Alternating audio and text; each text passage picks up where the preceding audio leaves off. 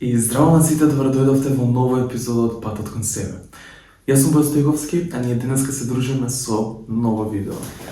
Како што гледате по самиот наслов, денес ова видео ќе биде многу интересно, барем за мене, а се надевам и за вас, доколку сакате вакви видеа и вакви теми на разговори, на дискусија.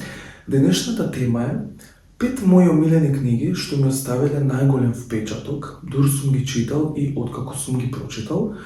Исто така, да ве предупредам дека во ова видео ќе има многу спойлерс, така да доколку не сакате да дознаете нешто, а книги ми ги немате читано, не го гледате ова видео или скипнете и одете на некоја книга каде што нема толку да откривам што се случува во самите листови. Вака. Првата моја книга, кога прв пат ја прочитав пред 2 години, беше Терапија од Себастијан Фицек. Инаку бев личност што во животот немаше читано многу книги. Бев на одмор од работа, тогаш работев на аеродром. И не знам, нешто ме дали од досада или не знам што, викам јас сакам да читам книга. Отидов у Капитол, сакам книги и им кажав да ми дадат еден добар трилер за тоа што сакам таков вид на книги. И ми ја препорачаа Терапија од Себастијан Фицек. Океј, викам, добро, малце насловот ми беше, нема да ми се допадне. Дојдов дома, беше околу 10:30 навечер, се качев горе у соба, почнав да ја читам книгата. Значи, пазите, прв пат се случува да читам книга. Нели, сепак навика, ако немаш навика, нема да читаш, као нема да стекнеш толку брзо навика, треба постепено и нели треба време. Почнав да читам книгата, првата страница мостиве збор, втората страница мостиве збор. Ја останав до 4 сабајле и ја прочитав цела книга од 200, мислам дека дали 250 или 270 книги, ја немам во моментов во мене книгата за да ви ја покажам, но мислам дека беа околу 270, ако не се лажам, или 300 или 250. Доколку знаете колку точно, пишете во коментари. Ја немам во моментот да ви ја покажам, ќе ви ја ставам тука да видите како изгледа корицата. Таа книга ја препорачувам на секој што сака да почне да чита книги и да стекне било каква навика на читање на книги, бидејќи е мала, не е многу тешка за читање, а книгите на Себастијан Фицек знаат да бидат многу психолошки настроени и за луѓе со слаба психа, да не успеете да ги дочитате до крај. Ќе ви кажам понатака исто за останатите негови книги. Следна книга ќе биде Никогаш не лажи од Фрида Макфејден, мојот омилен автор на психолошки трилери. Еве, ако можеш, како што можеш да видите, еве книгата.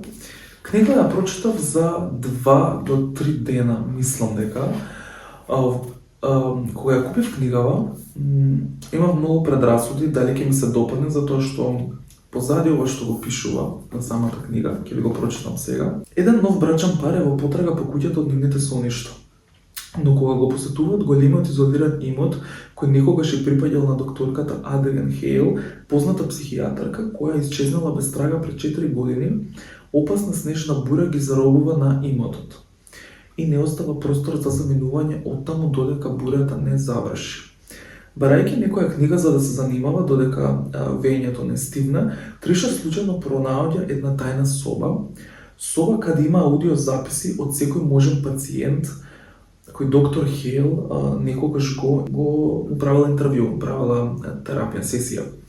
Додека ги слуша касетите, Триша открива ужасна низа настани кои всушност воделе до мистериозното исчезнување на доктор Хейл.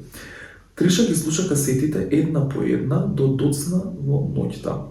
И со секоја следна касета уште по едно делче од шокантната сложувалка си доаѓа на свое место. А пајажината од лаги на доктор Хейл полека се отплеткува. И тогаш Триша стига до последната касета, а таму лежи целата грозморозна вистина. Вака, кога почнав да читам книгава, се работи за млад брачен пар кои што сака да купат куќа далеко од градот, некаде каде што нема да биде многу гунгула, да нема многу луѓе.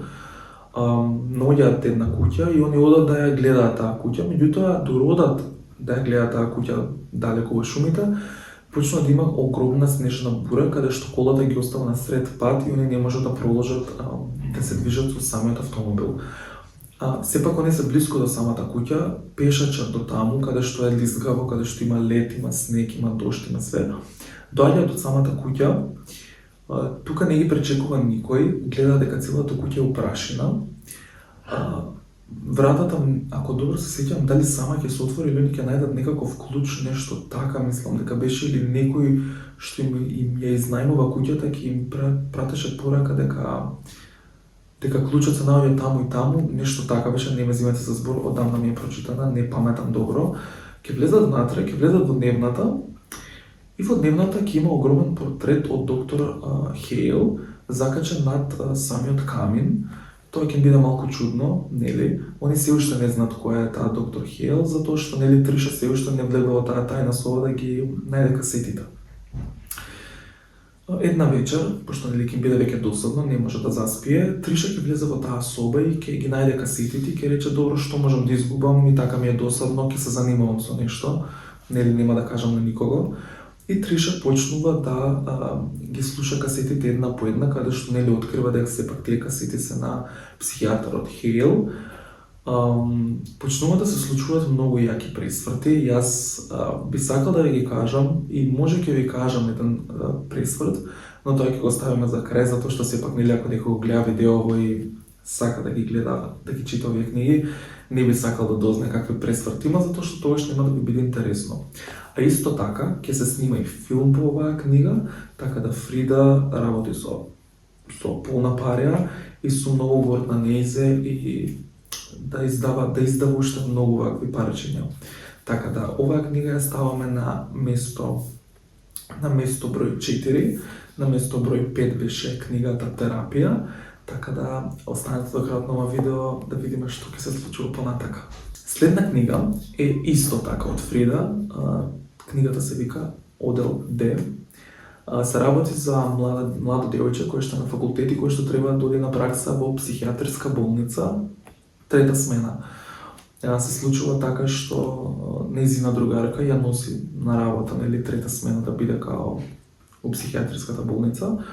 И тука она се среќава со многу лоши работи, со многу лоши луѓе што не се тоа што кажуваат дека се. И книгава е добра и давам оцена 7 од 10, затоа што малце некако ми е чудна и ме држеше до крај, ја прочитав за неколку дена уствари и искрено ми се допадна. Држи внимание до последна страница, има многу јаки пресврти, али пресвртите јас со самото читање на книгата, пресвртите фактички ги очекуваш, значи како да знаеш што ќе се случи во секоја наредна страница. Така да, ова е на место број 3. И оцена 7 од 10. За Никогаш не лажи давам оцена 10 од 10, а за Терапија од Себастијан Фицер давам оцена 100 од 10. Одиме на следна книга, која што не ми е прочитана, но сакам да ви кажам за неја, имам некоја си така интересна приказна и имам нешто да ви покажам. Во оваа книга, мислам не дали беше само оваа, да, еве, како што можете да видите, имам подпис од авторот Себастијан Фицер, кој што беше на сајм минатата година. Се деси една случка, значи јас се спремам да одам на сајм, дознав дека Себастијан Фицер ќе биде таму, бидејќи ми е второмилен автор после Фрида. Одам таму, имаше преголема гужва, значи знаете кога носат таков автор на сајми, гужвата знае да биде ненормално голема. И јас се паркирам, се искачам од кола, доаѓам, застанувам во ред и таман да дојдам јас на ред да се сликам со Себастијан Фицер, како најдам слика тука ќе ја ставам. Дознам дека неам книгата во мене. Книгата ми останала во кола. Тоа беше хаос, тоа беше пекол. Па се враќав назад до кола, па се вратив и чекав последен пат во редица. Ама дојдов на ред, ми се подпиша, како што можете да видите. Книгава се вика Девојката со свеќата. Ќе ви прочитам позади што пишува, ова е психотрилер, ја немам се уште почнато, затоа што малце ми стана премногу тешки неговите книги за читање.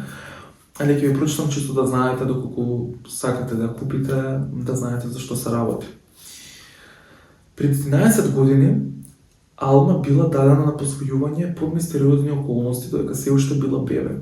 Во досието за посвојување, кое се држало во строга тајност, стоел коментарот: идентитетот на родителите никогаш не сме да излезе во јавност. Ризик по живот на мајката. Добро, но сега Алма е сериозно болна и итно и треба трансплантација на коскена срж. За да го спаси животот на собствената ќерка, Окевија Раух тргнува во очен лов на биолошките родители на девојчето. Во незината потрага психологот, експерт за насилни злодела, наидува на легендата за девојката со свеќата. Млада девојка која еден божич се изолира од светот во една куќа во шумата, Франкфренфалд, добро, но дотаму е следел некој психопат кој ја принудил да отвара божичен календар пун со ужасни задачи. Верувам дека е добра, еве се најжив. Во скоро време ќе земам да ја читам и ќе ја оценам во можеби во некој наредно видео, така да сите што сакаат тешки психотрилери, ова ви е една од нив. Оцена ќе дадам, според ова позади ќе дадам 3 од 10, затоа што сепак ова е кратко тука што кажува за самата книга, а не знам што се случува внатре и какви пресврти има. Книга која што ми го освои срцето и која што никогаш нема да ми излезе од глава е Куќната помошничка од Фрида Макфаден. Повторно Фрида, имам и тука една од Фрида, мислам имам и оваа ми од Фрида. Куќната помошничка. Исто така има филм. Ако не сте љубители на книги, можете да дојдете во кино да го погледнете филмот, се вика Куќната помошничка, во која што играат Сидни Салвини и Аманда Сейерс, ако не се лажам, и Ензо го глуми, искрено не знам како се викаше, типот, шала на страна. Се работи за жена која што била 10 години во затвор затоа што дури била на факултет, незина блиска другарка била силувана и она наидува на тоа и го утепува на лице место самиот злосторник.